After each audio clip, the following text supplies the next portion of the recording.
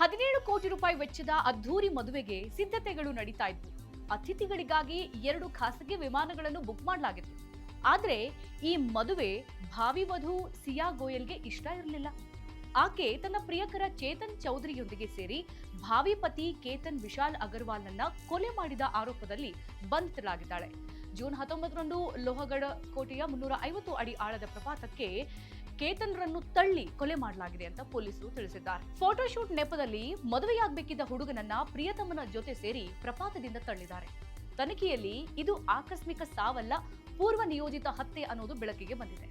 ಮದುವೆಯಿಂದ ತಪ್ಪಿಸಿಕೊಳ್ಳೋಕೆ ಆರೋಪಿಗಳು ಈ ಹಿಂದೆ ಕೂಡ 2 ಬಾರಿ ವಿಫಲ ಯತ್ನ ನಡೆಸಿದ್ರೆಂದು ಹೇಳಲಾಗಿದೆ. ಸಿಯಾ ನೀಡಿದ ಹೇಳಿಕೆಗಳಲ್ಲಿ ವ್ಯತ್ಯಾಸ ಕಂಡು ಬಂದ ಬಳಿಕ ಪೊಲೀಸರು ಕರೆ ವಿವರಗಳು, ಸಾಮಾಜಿಕ ಜಾಲತಾಣ ಚಟುವಟಿಕೆಗಳು ಹಾಗೂ ಡಿಜಿಟಲ್ ಸಾಕ್ಷ್ಯಗಳನ್ನು ಪರಿಶೀಲಿಸಿ ಪ್ರಕರಣವನ್ನು ಬೇರಿಸಿದ್ದಾರೆ. ಇದು ಫೋಕಸ್ ಡಿಜಿಟಲ್ ಕಂಟೆಂಟ್. ನಾನು ವಿದ್ಯಾ.